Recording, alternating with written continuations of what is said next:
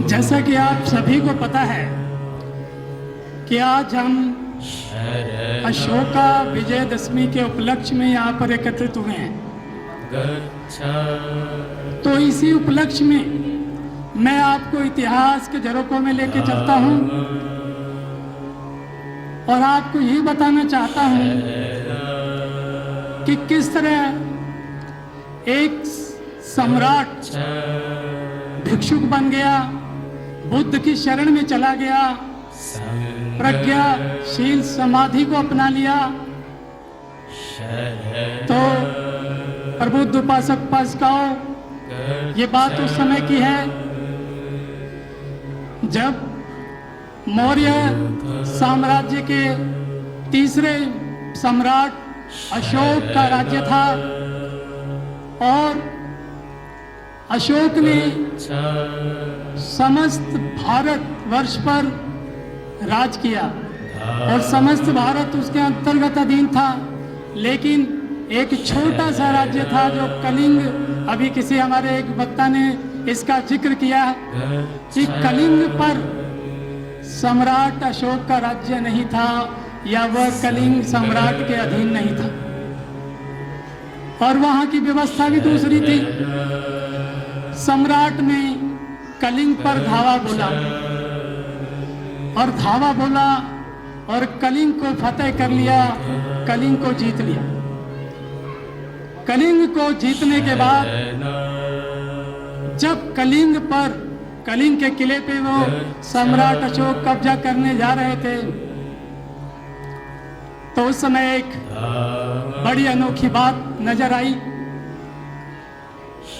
कि जैसे ही किले के दरवाजे पर अशोक पहुंचते हैं तो क्या देखते हैं कि एक नौजवान घोड़े पे सवार है, कुछ चंद सैनिक उनके साथ हैं और दरवाजा किले का खुलते ही जैसे ही सम्राट प्रवेश करते हैं दरवाजा खुलने पर, तभी वो वहां से जो घोड़े पे सवार राजकुमार जैसा प्रतीत होता था उसने सम्राट को ललकारा और कहा कि जब तक हम जीवित हैं तब तक कलिंग के किले पर आप कब्जा नहीं कर सकते, आपको हमसे लड़ना होगा, या तो हमें मार कर ही कब्जा कर सकते हो।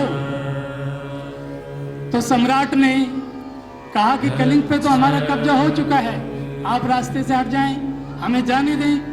लेकिन वह नहीं माना और अंत में जब सम्राट ने उन्हें धक्का मारा तो क्या हुआ कि उनके सर का मुकुट गिरता है और मुकुट गिरते ही उसके बड़े बड़े केस यानी बाल दिखाई देने लगते हैं।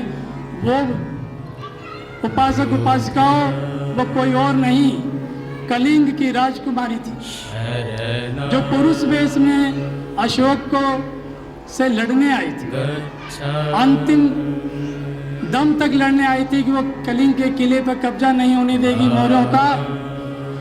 तो सम्राट ने क्या कहा कि आप मेरा रास्ता छोड़ दें, आप मेरा रास्ता छोड़ दें, मैं स्त्रियों पर हथियार नहीं उठाता, नारियों पे हथियार नहीं उठाता। तो वो राजकुमारी ने बोला, जो बात बोली राजकुमारी ने वो सुनने लायक है, आप सब कृपया ध्यान देंगे उस पे। उसने क्या कहा कि सम्राट, आप नारियों पर हाथ नहीं उठाते, हथियार नहीं उठाते हैं, लेकिन आपने 1.25 लाख नारियों का सुहाग मिटा दिया इस रण युद्ध में। कितने भाई, कितनी बहनों के भाइयों को मार दिया आपने इस युद्ध में। आप कहते हैं मैं नारियों पे हथियार नहीं उठाता। और ये बात जब हम सम्राट सुनते हैं तो सम्राट के हृदय को एक बहुत बड़ा आघात पहुंचता है कि अरे ये मैंने क्या कर दिया, ये तो वास्तव में ये राजकुमारी जो बात कह रही है सही कह रही हैं। अरे मैंने तो सोचा ही नहीं कि 1.5 लाख सैनिक कलिंग के युद्ध में मारे गए, वो किसी न किसी के पुत्र हैं, किसी के बहन के भाई हैं और किसी के पति हैं। और यहाँ से उपासक सम्राट का हृदय बदलता है, परिवर्तित होता है उसके मन में अब दूसरी भावना ने जन्म लिया।